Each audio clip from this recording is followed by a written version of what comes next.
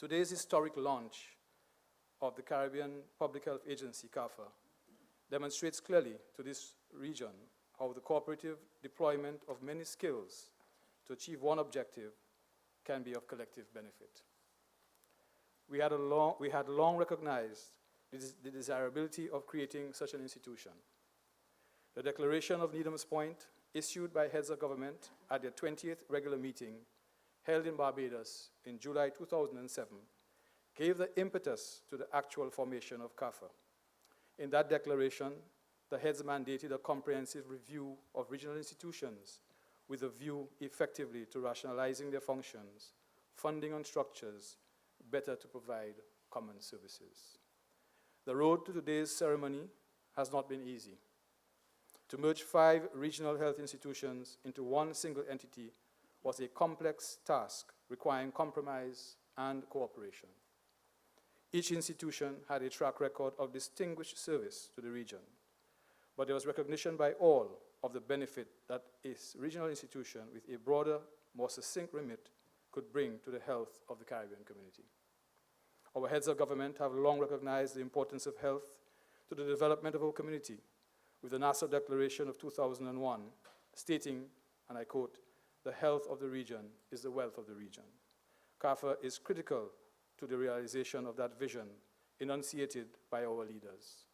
It has a vital role to play in CARICOM's effort at addressing its health concerns.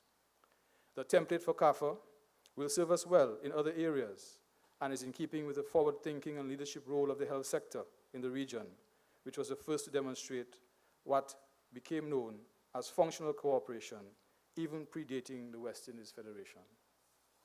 The health sector has also paved the way through the creation of this agency for other sectors in the community with respect to the rationalization of institutions.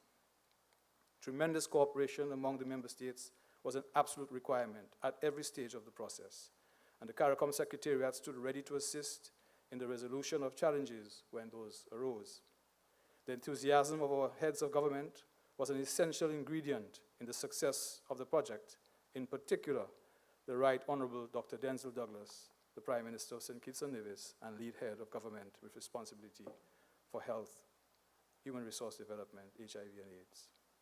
Let me pause here to recognize the sterling contribution made by Professor Edward Green, who in his capacity as Assistant Secretary General of Human and Social Development led the CARICOM Secretariat team in the drive to establish CARPHA. Of course, that team worked under the able guidance of then Secretary General Sir Edwin Carrington. This was truly a team effort involving many other departments of the organization, including resource mobilization, human resource management, finance, legal, and communications. Although he retired from the Secretariat, Eddie never retired from his efforts at seeing us through to this day. Thank you, Eddie.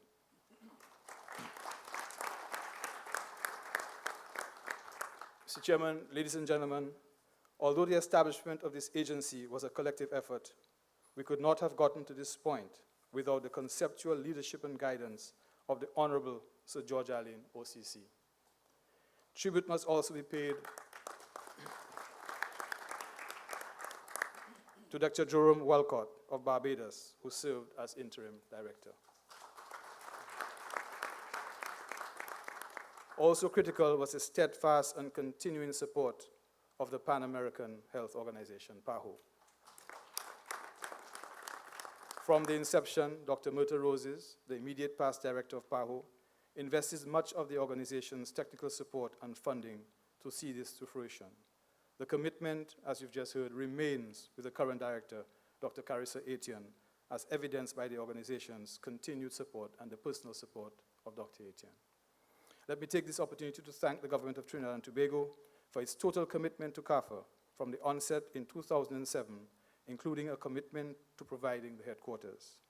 We also recognize our development partners for their strong support and look forward to this being continued. I refer in particular to the European Union, to Canada, to the United Kingdom, the United States, Argentina, and Brazil, and the World Bank, and I hope I have not forgotten anyone.